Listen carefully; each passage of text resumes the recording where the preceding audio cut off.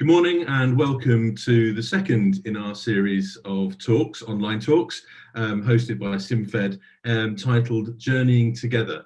If you were with us back in July, welcome back. It's good that you've managed to find us again. And if you're joining us for the first time today, well done for finding us wherever you are in the world.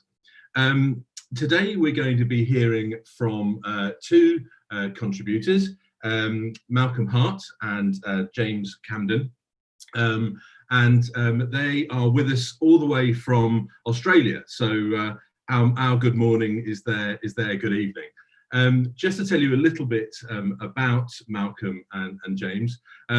Malcolm was the director for the Office of Youth with the Australian Catholic Bishops' Conference until 2019, and now he has been appointed a consultor for the Vatican Dicastery for Laity, Family and Life, which sounds a huge title. So many congratulations for that, Malcolm. And James is the director for youth ministry for the Diocese of Parramatta. And they're going to share their thoughts. I think what's going to happen is they're going to sort of ping pong between each other. James will probably talk a little bit about principles and experience, and Malcolm is going to talk about implementation, but loads of other things as well. So I will stop rambling on now, and to start us off in the most appropriate way, I'm going to hand over to Lizzie, who will begin with a prayer. So we gather in your name, Father, opening our hearts and minds to you and our hearts and minds to the words that you are going to speak through both Malcolm and James.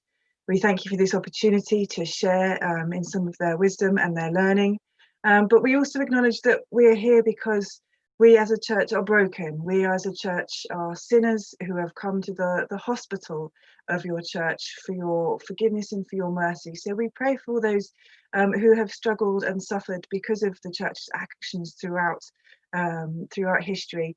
But we look forward with hope, Lord, that your love and your guidance will bring us forward to a future where everyone knows that they are loved and protected in your merciful sight. So we pray for James and for Malcolm, that they may speak your words, speak your truth into our hearts today. And we pray for all those who are watching, that they may hear with open hearts to your inspiring, loving words.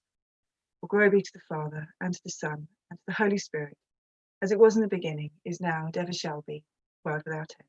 Amen. So over to you guys.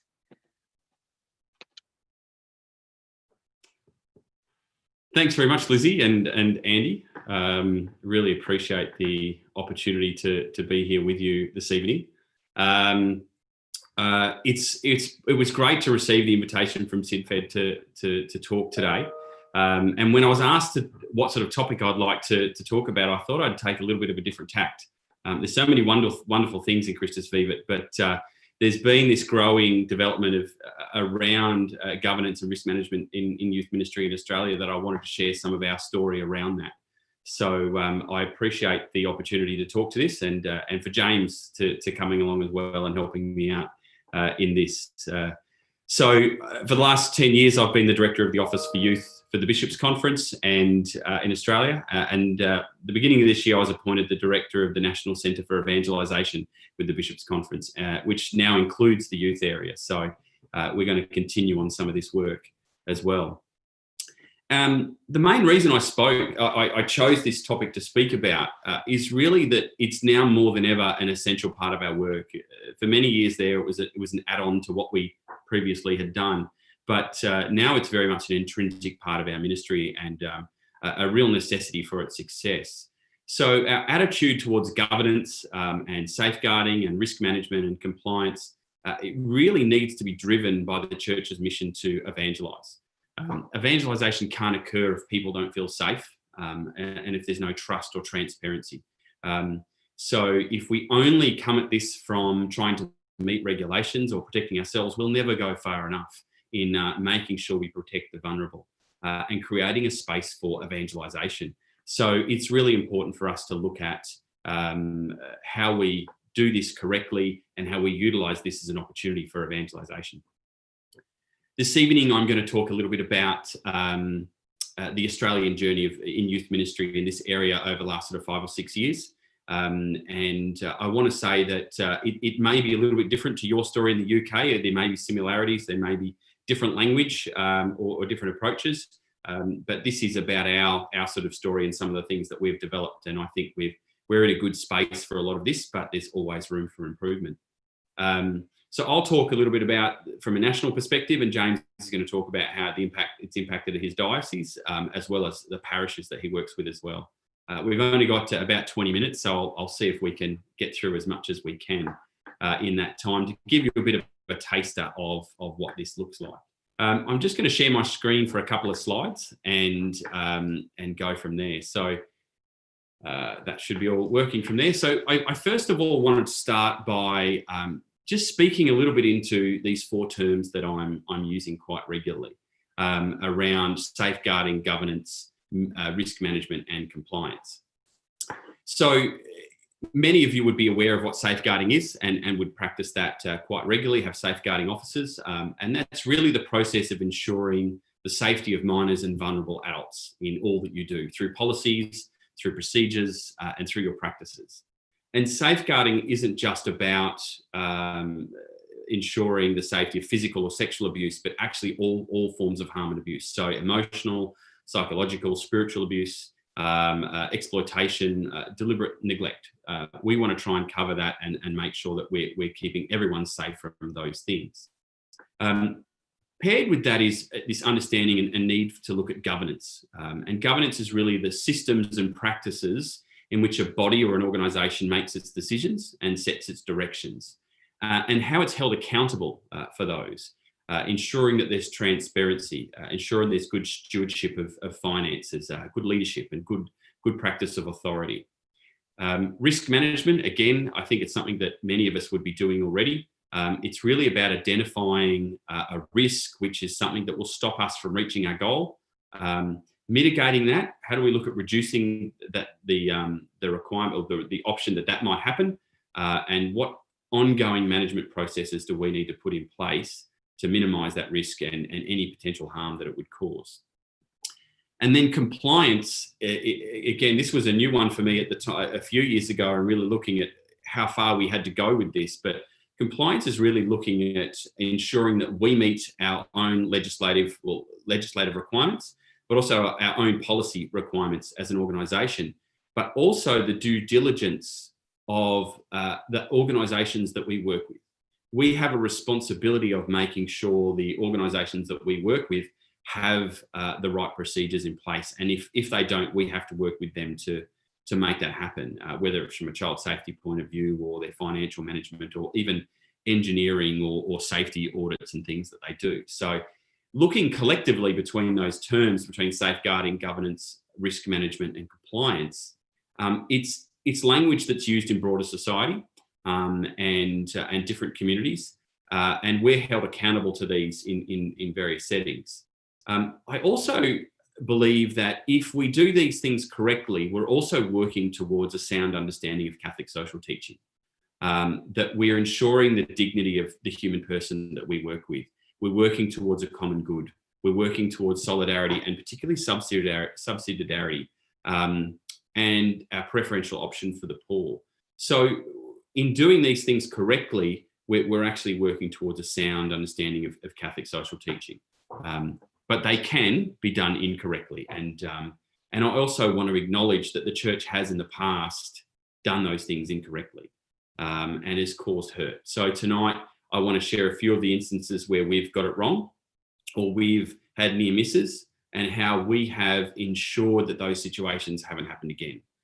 Through our story of significant initiatives around youth ministry.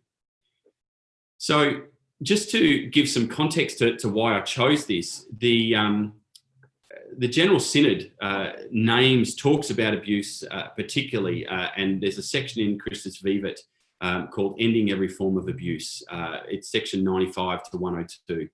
And it doesn't just talks about the sexual abuse crisis, but actually talks about the surrounding issues that create that. And this particular quote talks about it, abuse exists in various forms, the abuse of power, the abuse of conscience, sexual and financial abuse, And clearly the ways of exercising authority that make all this possible have to be eradicated. So it's not just about one form, but the whole culture that needs to change. And that's where I think our learnings in this particular area have helped us address this. These changes over the last few years in Australia have been set at the backdrop of the Australian government's Royal Commission into institutional child sexual abuse. This was a really painful experience for the Church in Australia, but a very necessary experience. And we are continuing to respond and address the outcomes of that Royal Commission. For those who don't know, Royal Commission's like the highest level of inquiry that the government can call for on a particular matter. So it was a very significant moment for us. And we're doing all we can to meet those requirements to ensure that this doesn't happen again. So I'm just trying to set a little bit of a background of the context of our conversation. This isn't just about safeguarding, but about decision-making, about our preparations and planning, and making sure that we have a holistic understanding of safety for our initiatives. So let me come back to a few youth ministry stories that might be familiar. And we all have youth ministry stories. No matter where I go in the world or around Australia, I can sit down with youth ministers, and we all have those powerful moments that we can tell about. Oh, this happened to a young person. They had this great encounter. It was fantastic. But we also have those near misses and horror stories. For me, most of the horror stories that we talk about internationally are usually around World Youth Day, where things have gone a little bit astray. And we can sit there for hours and talk about these things.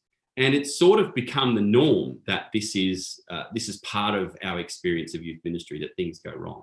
And we have to really think about whether we come to accept that or not. Is this part of what happens, or is there something more to this that we really need to look into? So these near misses seem to be par for the course, but we really need to question that. And let me give you a little example of what happened in Australia a few years ago. After World Youth Day in Sydney, and the lead up to World Youth Day Sydney, our involvement in World Youth Day escalated very quickly. It tripled, quadrupled within a few years. And with this increased number, there was also a rise in the increase of situations where things went wrong, or potentially could have gone very wrong. And it became the mantra of a number of pilgrimage coordinators, and even some of our travel support staff, that we were pilgrims, not tourists, and that we should expect things to go wrong, and looking at how we respond to those situations, that we're on a spiritual pilgrimage, we're not tourists. And what happened is that we developed a culture around this. We developed a prayer, or found a prayer to that effect, and it became a response to complaints, and it actually became a deterrent to preparations and planning, that this was a pilgrimage and not a tour. And that we need to create space, or allow space, and just accept that these things were going to happen. And what happened is this spiritual rationale became an excuse for focusing on logistical and safety concerns. Now, as I've mentioned before, both of our countries have had investigation into child sexual abuse, and this type of religious explanation is just not acceptable. And we need to do more to manage these sorts of situations and look at them more seriously. So we took steps to address that as well, which I'll talk a little bit more in a minute. The other sort of story we often tell is that when new youth ministers or people who are looking in from the outside often talk about, well, why do we do things a particular way? We're often told a story of the history. Something happened 5 years ago, therefore we do it this way now. Or something happened 10 years ago, plus this other little element. Or it's written into the procedures and we have to stick with that. Or there's other dynamics at play. And we're sort of given this elaborate history of how things have come to be the way they are. Now, I'm the first to know I used to do this, and James will testify to this, but I'd play these stories through. And over time, I discovered that my explanations of history really really stifled creativity. It really stopped people thinking creatively about utilising our initiatives for evangelisation. So it became a deterrent to evangelisation. Second of all, it really stopped us from updating ourselves, from looking at best practice. We had these excuses or rationales about where we got to, and we weren't actually looking at, well, this is the best way to go about things. So I stopped trying to rationalise practices with history stories, and instead started to look at, well, what do we need to be doing now? What's the best practice that we need to be focused on? And in that process, we brought in professionals. We brought in people with broader input into these discussions and had a more integrated and up-to-date approach come from that. In some cases, dioceses themselves came to us with approaches or resources that were already surpassing our work nationally, and they became the new norm. So this interchange happened between the levels of church and different parts of the church. So these are just two ways, and there's lots of ways that we sort of excuse ourselves from looking at best practice. The world's moving fast in these particular areas at the moment in safeguarding and governance. The church doesn't necessarily move that quickly, and we get caught up in these stories that we don't actually look at what's the best way to go about these things. So it's something we need to be very self-aware of. What happened for us in a significant moment in 2013 was that at World Youth Day in 2013, we had a fairly significant critical incident, surrounded by a number of little small critical incidents. And it really questioned the way we structured our project around World Youth Day in Australia. And for those who don't know, in Australia, the dioceses travel individually as groups. However, we all use the same travel agent. We all use the same tour operator. And we use our collective size to negotiate different pricing and structures and accommodation and things like that. And there's pros and cons to that. But we were in a situation where 500 of our 1,300 pilgrims were unable to get to Rio. And there was a number of issues that lined up around that. So what that situation did was really expose to us and made us question how we chose our tour operator, how we managed them, our level of competence as a Bishops' Conference staff, and our own critical incident plans, and how we responded with the Bishop's instructions and things as well. So we returned from that initiative, that experience, and held a significant review of our project. And the outcome of that really saw us bring in some expertise. We began to facilitate a number of different meetings and collaborators into our project. A number of business managers and operating officers from different dioceses came to the table. We got expert advice from government, and we formed a very important relationship with our Catholic Church Insurance in Australia. And I'll talk a little bit more about that in a minute. But we set about with that group of cohort to train ourselves, but also to train our youth ministers. So all the training that we offered to upskill ourselves, we actually offered to all diocesan directors who led World Youth Day pilgrimages. And that we looked at new logistical planning, safety planning, security, international logistics, and things like that, to really sort of look at how we really go about this important project.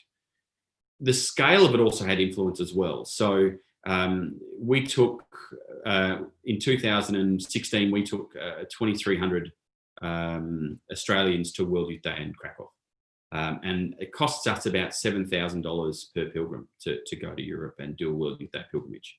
Because we'll often do a pre-pilgrimage in a country for a week, or in Rome or the Holy Land or something, and then come to World Youth Day. So that's about $16 million that turns over around World Youth Day for 2,500 people. That in itself is a significant amount that draws attention to our work. But the most important thing is it's a parish, it's a young person and their family, and they're $7,000. And how we are treating that, working with that, and making sure they get their money for value for money. So we questioned the way we selected the tour operator, and the deliverables and credentials that we had around that.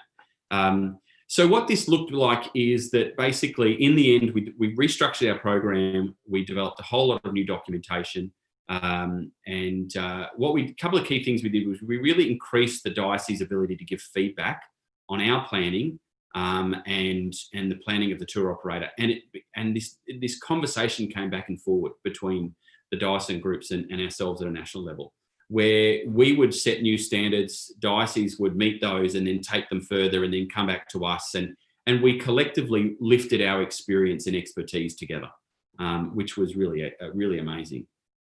We also saw that what our learnings from that experience transferred into other initiatives.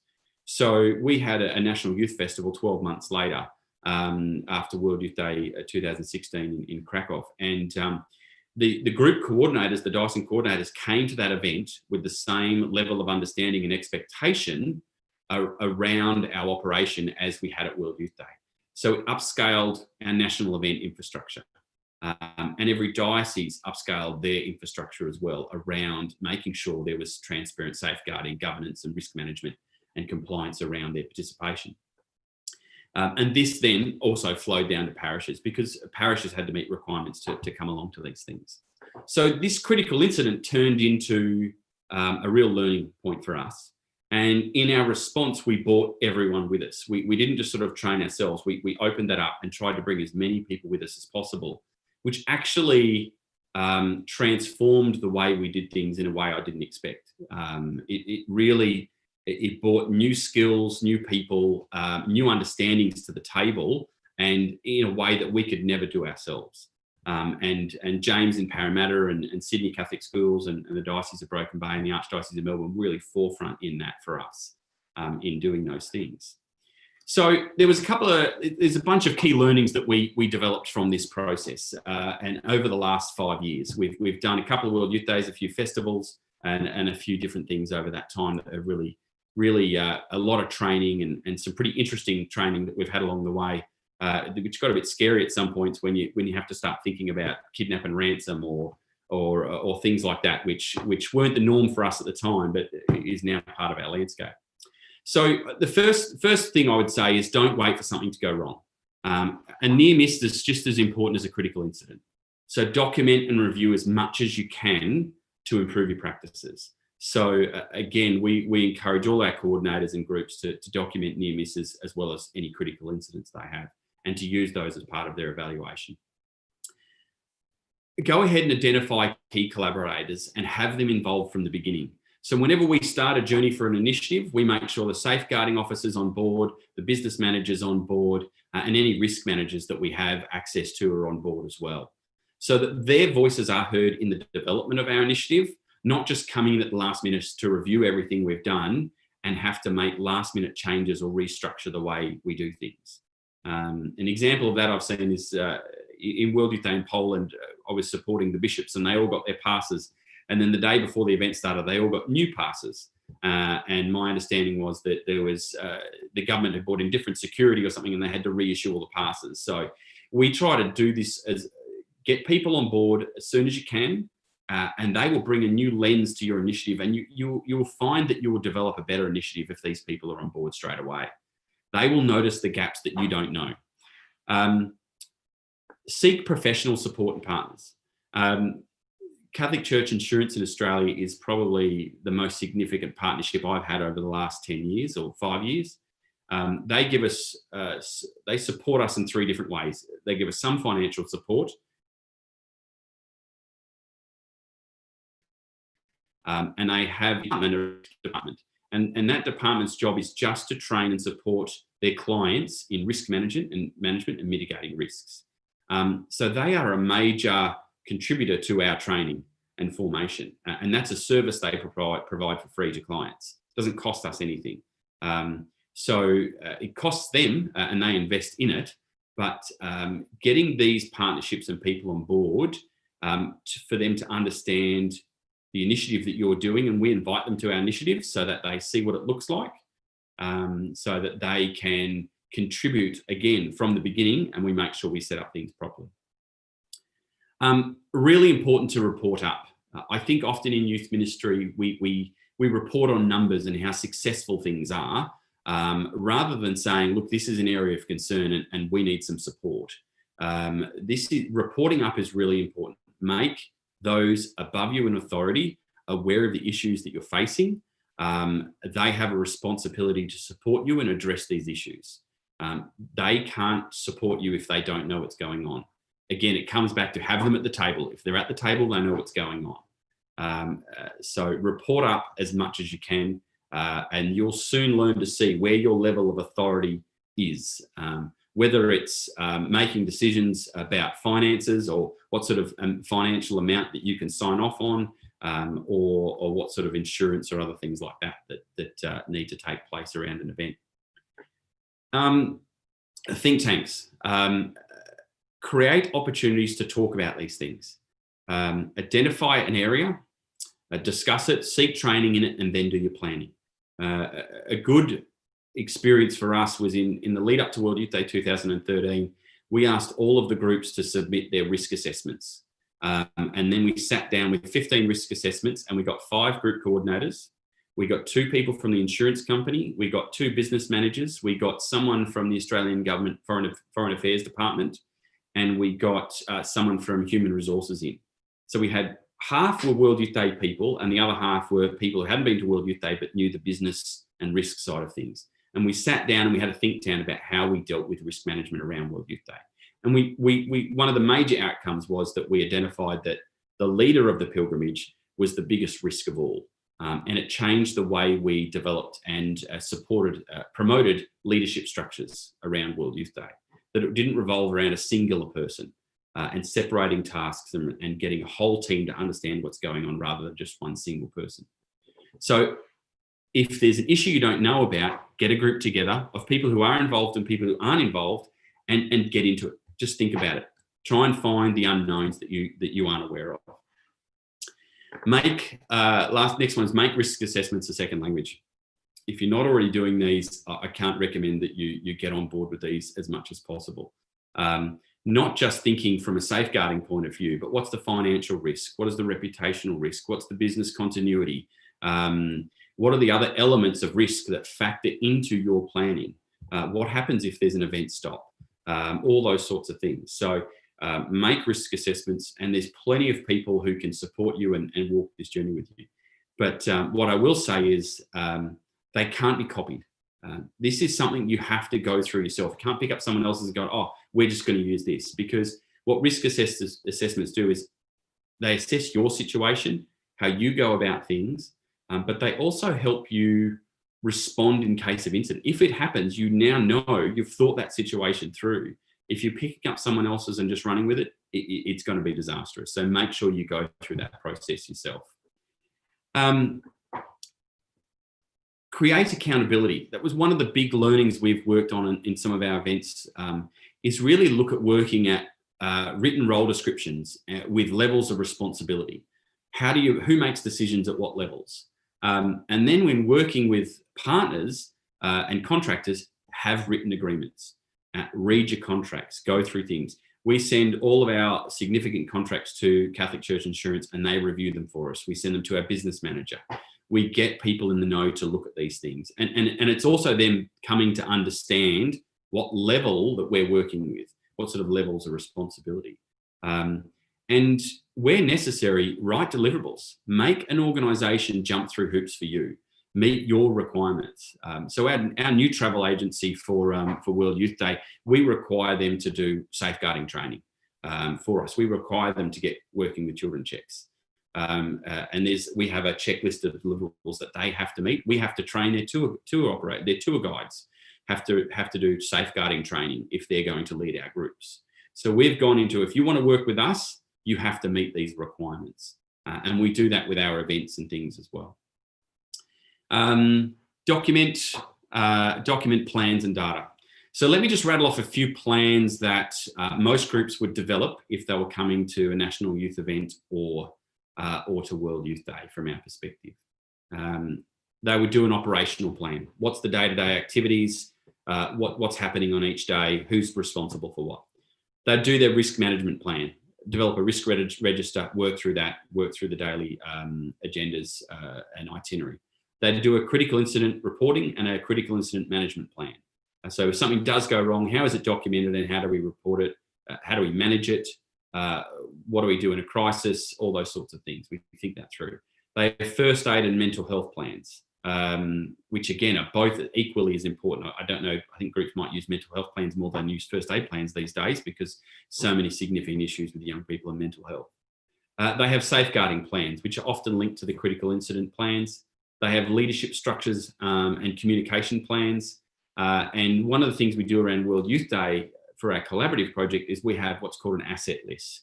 So the Bishops' Conference writes to all the coordinators and said, can you fill in this survey for us? And it basically asks, let us know if you have any medical staff, let us know if you have any counsellors or psychologists, let us know of other resources that you have, so that if another group experiences a crisis or critical incident, are you happy for us to call you and draw on your resources to support that group?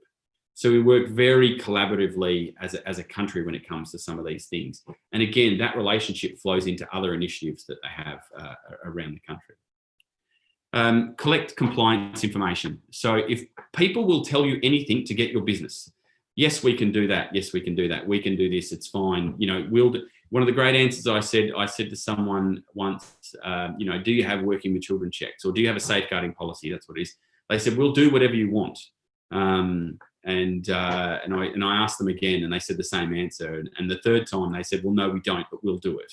And people will say things and you have to dig into it. And compliance is really about saying, it's just making sure that people have what they say that they've got. Whether it's first aid training, whether it's licenses for building, travel experience, all these sorts of things. Compliance is about making sure they have what they've got and they are skilled up. Because in Australia now, if you don't check those things, you're just as liable as the organisation that doesn't have it. So compliance checking is really important. For our youth festival in Perth, the local Catholic university, Notre Dame University, and asked for support from them for the event. And they sort of put forward a few names about their youth ministry staff and things. But we asked specifically for their risk and compliance officer, who oversaw our risk and compliance for the event. We tapped into the resources that were there to us. Broaden your team. The more that know what's going on, the more support you can have. It encourages a real creativity and transparency. So there shouldn't be a single source of wisdom in any of your groups and any of your initiatives. Try and have as many people know what's going on as possible. Consultation and evaluation. Again, this speaks for itself, but we often don't do this because we're also tired or exhausted. But try and bring as many key leaders with you when you do your training, when you do your evaluations, utilise their expertise to improve what you're doing, and then develop those into guidelines. I think a lack of open and honest discussion is sometimes an issue. Some people don't like critiquing or don't like saying things haven't gone well. And when that happens, it leads to complacency. So people need to raise their voices in that opportunity. Renew your leadership in membership and leadership practices. So it's not just about bringing new people on and moving people around. It's about, well, what is the latest practice? How do we do things differently? We find different ways of coming at stuff, learning new things if we continually look at our membership and practices when it comes to leadership. And finally there, because I know I've spoken quite a long time, sorry, I think just a reminder that safety is much broader than you think. Safety is about vetting your speakers for their spiritual material. It's about using the right bus company. It's about social media planning. It's about leadership structures. It's about inclusion and diversity. It's about stewardship of funds. It's about the treatment of staff and volunteers and contractors, good governance and risk management and compliance, all of those things. It's not just about physical and sexual abuse. It's our holistic response to creating a safe environment for people to hear the word and to encounter the church and encounter Christ. So safety is one of those things that is just completely intrinsic to what we do. So what I want to now hand over to James. These have just been some of the stories and incidents that we've gone through over the last few years. I've probably gone well over time, but I wanted to invite James in to just talk a little bit about some of his experience locally in Parramatta, but also how he's related to some of these developments in our work nationally as well. Thanks, James. Yeah, thanks, Malcolm. Look, I can't reiterate enough how important those key learnings of Malcolm's have been and how they've affected youth directors and youth ministers right across Australia. And it's really helped shape what things look like for us at the grassroots. So I'm just going to share a couple of those examples of what it's looked like on the ground. I was fortunate or unfortunate to be appointed to this position as a diocesan youth director after a very serious and big governance review of our diocese. And a lot of people were moved on, and then there was a huge intention for a professionalisation of a lot of positions in the diocese after a lot of people had been there for a long time. And I was the first person appointed into one of those positions as the youth director. And one of the first things that we really wanted to do was to create a brand and an image that would reach as many young people right on the margins of our faith in our diocese. We're a real missionary diocese, so it was a real passion of mine to get that going with a brand, which we called Lifted. And that was kind of a secular word that would engage young people into something and then and get them involved. And our first event that we had was a big outdoor praise and worship style festival at our cathedral precinct outside. And we had about 1,000 young people registered to come.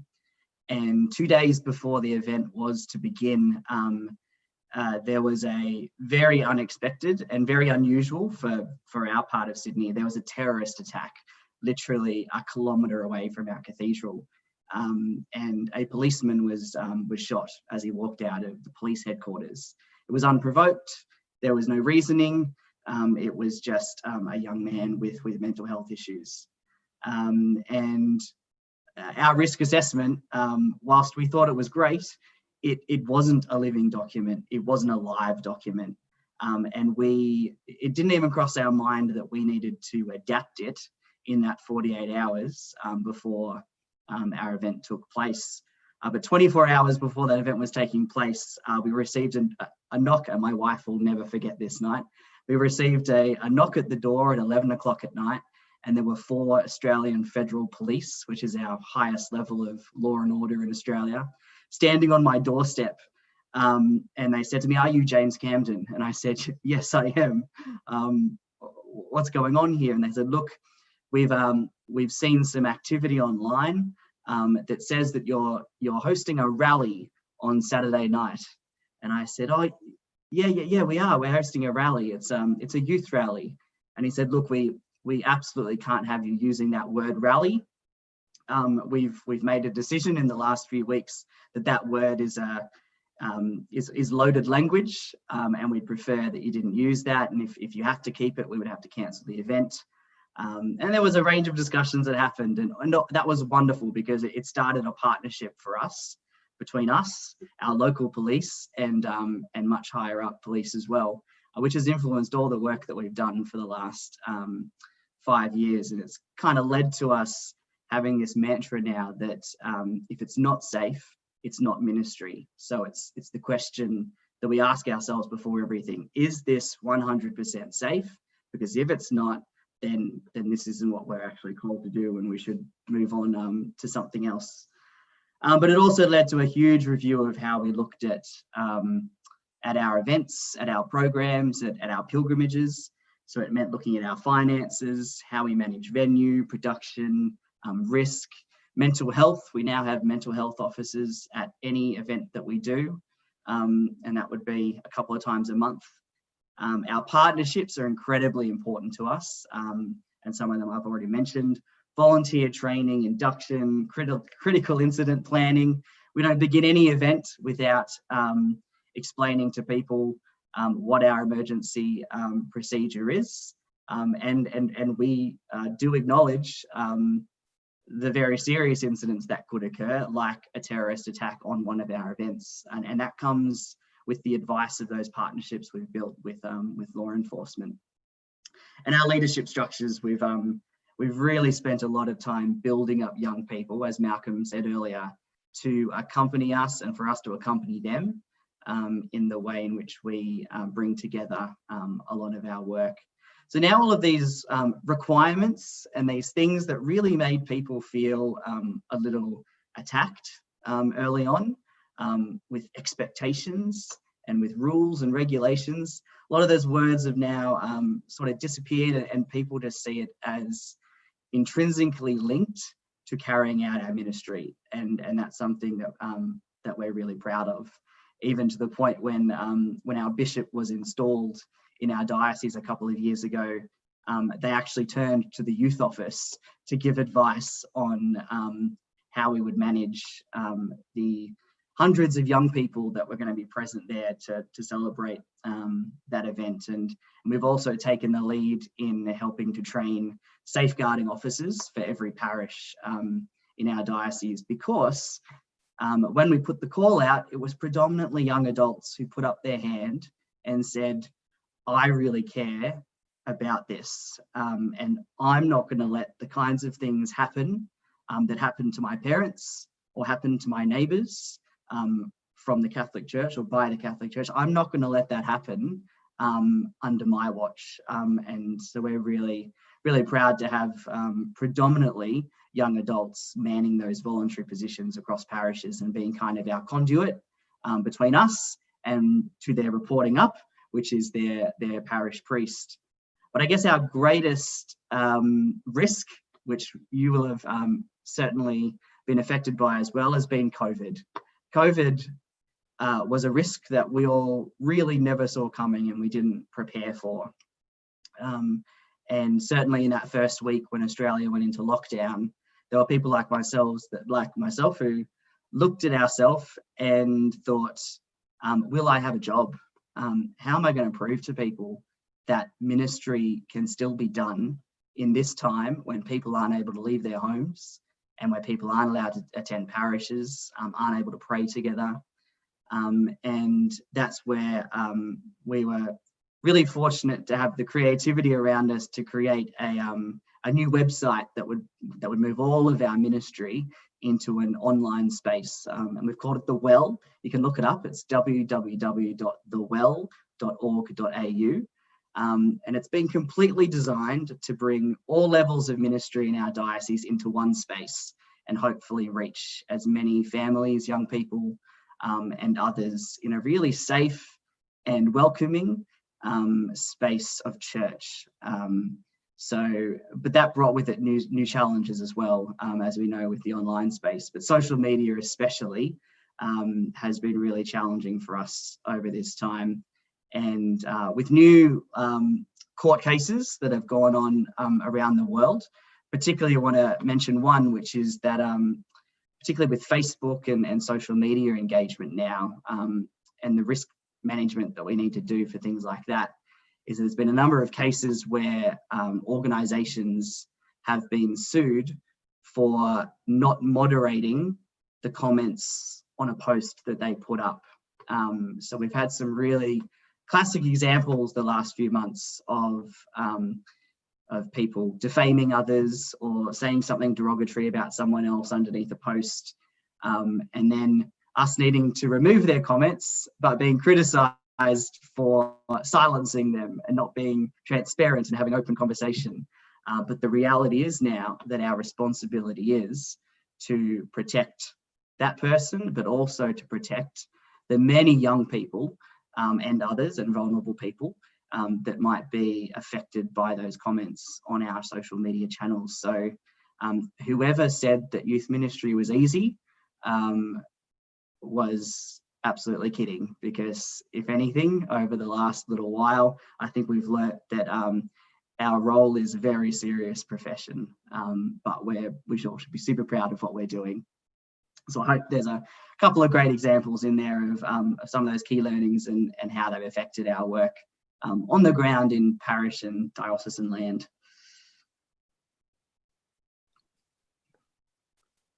Thanks, James. I'll hand back to Andy if we're all good now. So thanks, mate. Yeah, brilliant. Just to say thanks very much, Malcolm and James. Also with us today, we've got Lizzie from Diocese of Arundel and Brighton, and James, who's with us from Columban Youth Ministries, and they've been monitoring our comms. As you say, James, it's very important to keep an eye on what's going on. I think it's fair to say, I think Lizzie and James have got a question or two that they'd like to put to you. So I don't know, Lizzie, have you got something ready? Yeah. Brilliant, fire away. So I loved everything that you were saying about creating this culture of safety where evangelization can happen, and I think that's fantastic. And I agree with everything that you were saying, Malcolm, about the things that need to be achieved and worked through to make sure that safety is there.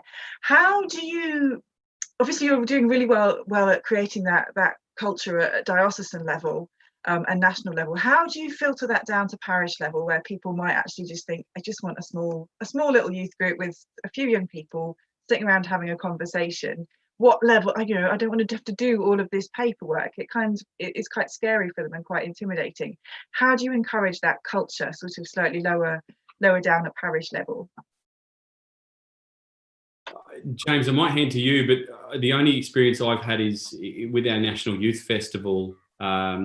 We set requirements for particular safety standards for groups to attend. So they must have working with children checks, and part of the terms and conditions, they must have done a risk assessment, etc.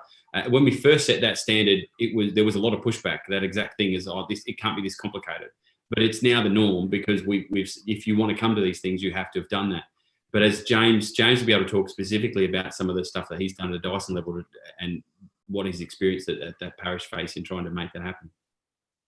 Yeah, again, when I came into this role, we came in at a time where there was a lot of people doing ministry in parishes. But what we very quickly learnt was that there was a lot of people who, whilst they had done those expectations that Malcolm just mentioned, working with children checks, etc., we needed to introduce a new mantra, and that mantra became that leadership was not a right, but that leadership was a privilege, because there was too many people who just thought that leadership was something anyone could do.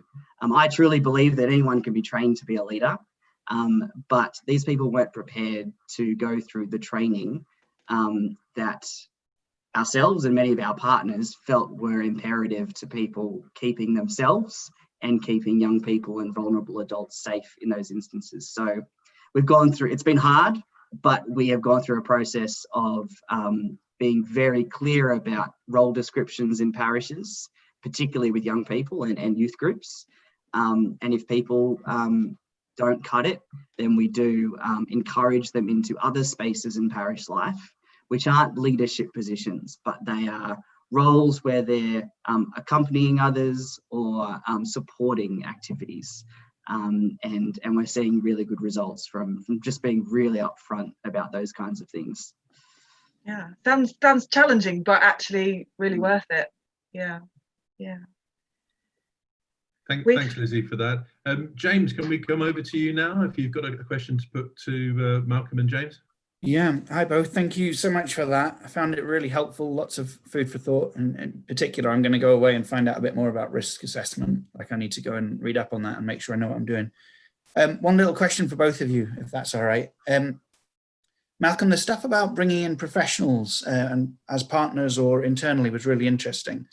But we've had experience where we struggle with the kind of the values there. How do you work around that? How do you share your values with them? In particular, I'd say, for example, between people coming from a financial background versus kind of some of the gospel values that we might be trying to work within, or we should be trying to work within. And James, I was fascinated by what you said about having a mental health person at every event. I'd love to know a bit more about that, because I think that's something we probably need to move forward with. I'll respond first. I think partnerships, we've been pretty lucky in that most dioceses have a business manager and people in finance and administration, which we've been able to draw upon. And we have specifically a Catholic Church insurance who've really come on board with supporting us. Catholic Church Insurance is a big insurance company, and they have bought in external trainers. And I mentioned before, I think there was one about international security was a pretty interesting training session, a couple of those that we had to sit through, and the advice that they gave was quite contradictory to what we would normally do, and even how we'd go about things. It's about informing ourselves and then sitting down with people who can make the right decisions. So you may receive advice that is not in tune with our teaching, but it doesn't mean you have to follow it to the T. It's about having the right people at the table to make an informed decision. I think what it is, again, and we've had hits and misses with that as well. We're looking at critical incident response. At World Youth Day 2013, we had a young woman who was groped on the beach, was assaulted, and the Department of Foreign Affairs and Trade said, well, we have a sexual assault hotline that you can use if you want to get on there with them. And we thought, that's perfect, that's great. We get the young girl to have a conversation with them. Well, during that conversation, she's encouraged to take a morning after pill and other things like that. So we now know that is not the place to send them, and we've set up different infrastructure, and they go to Catholic agencies and counselling and things like that. So there are hits and misses in that process, but again, it's about learning from those misses and making sure that you adjust your plans, but having the right people around the table make the decision. It doesn't just sit on you. Sounds very much like kind of informing your conscience. Basically, it's get the information and then work with that. Yeah, absolutely. And I think, as I said, like, you know, it's also part of that reporting up. You know, there are people who need to be at this table making those decisions about safety, about finances, that still sit well beyond your role description and what your skills are sometimes. So one of the things I didn't mention before is often you're just sitting at tables that you feel out of your depth on, but you pick up so much, and it completely informs how you approach things moving forward. Thank you. And James, the mental health people at events. Yeah, look, Malcolm was highly involved in a national youth survey, which fed into Pope Francis's synod process for young people and vocational discernment. And it was through that survey that we discovered just how high the issue of mental health was for our particular diocese. It was nationally, but particularly in our diocese, we're the most multicultural diocese in the country. And there was, in that confidential space of answering a survey, we realised just how high it was as an issue. And we found that in being a church that was reaching out to the margins, we were creating a space that ultimately did attract young people who were vulnerable and didn't have other spaces to belong. So at our events, we were realising that they weren't necessarily getting involved in what was going on, but they were using the opportunity to talk with an adult about all sorts of things going on in their lives. And we realised how important it was to have someone trained as either a mental health worker, a social worker, or a counsellor at any one of our events that had more than 150 young people present. So that's kind of become a bit of a standard for us now, whether it's a lecture or whether it's a festival or whether it's a praise and worship night, that standard kind of is there. And that person works in partnership with our safeguarding officer, who would be at the event. And just to acknowledge that these people aren't, they're mostly young adults who are putting their hand up and taking this role on as a volunteer at these events, but in their 9-to-5 job, that's what they would be doing in their career. So it's a really wonderful way of incorporating and building your team with people who do have a ministry background as well, which, to your point with Malcolm about the professionalisation, it helps alleviate some of those issues of those people not coming from a Catholic perspective when they're working alongside us. Yeah, but I suppose there can be a blur between kind of mental health support and spiritual direction. Definitely. And that's something that I think has been heightened amongst us in the last couple of years, even amongst our clergy, who at times thought that because they were giving spiritual direction that they were trained to be counsellors in mental health issues. So our diocese has done a lot of work, both with ourselves as workers and our clergy, to really explain the difference between the two and how important it is that we don't think that one or the other is confused. There's alignment, but we really need separate ways of addressing both. Thank you. Thank you, James, and James for tabling the question. I'm just a little bit conscious of time, but I think we do have time for one more question, which Lizzie has got. So Lizzie, if you'd like to put this last question. Yeah, this has come from the YouTube chat. So Ruth has asked about critical incident training. So currently her level of parish safeguarding training doesn't include critical incident training. She's asking about its availability. Now, obviously, you guys on the other side of the world won't know what availability there is here. At what level of event do you need to do critical incident training in Australia? We do it for all our major events, but James might be better to answer that because he has some of the smaller events locally, but we do it for all of our big national things, yeah. Yeah, at a parish level at the moment, it's anything upwards of 50 to 100 people where critical incident training would take place, mainly with the parish secretary, the parish priest, and then a couple of other representatives from the parish as well. That safeguarding officer I spoke about earlier would be part of that as well. And it can be as simple as teaching them how to use the fire extinguishers and actually going out and practice using them. And that's always a great day to go and see if you go around. It's entertaining, and right up to lockdown in a parish setting, how people would lock down in a church, where their exits would be, whether that space that people evacuate to has water, how long would they be able to stay there for, all those kinds of questions and some policies would come up. But I think, again, COVID has upskilled us all at a local parish level in these things as well, because the policies and procedures that parishes are currently putting in place to be COVID safe, as we call it in Australia, really is upskilling everyone. So I think critical incident training is going to be something in the forefront even more for parishes over the next few years.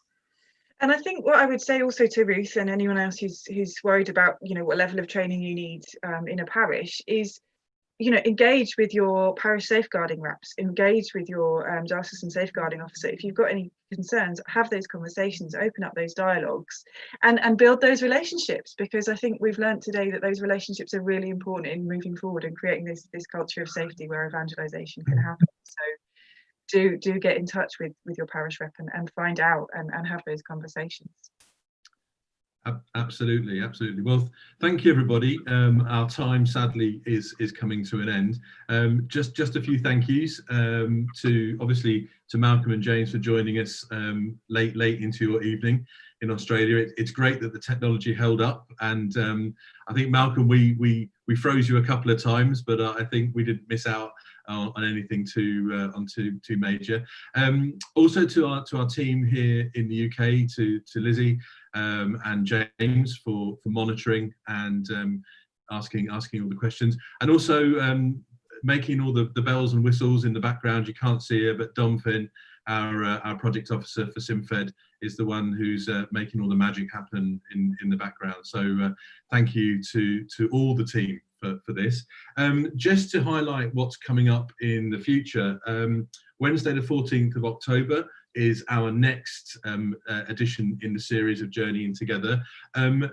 Important to note the time change here. It's 2 p.m, so it's not morning for this one. And this talk is going to be entitled A Field Hospital for Young People, Ministry Through a Pastoral Lens.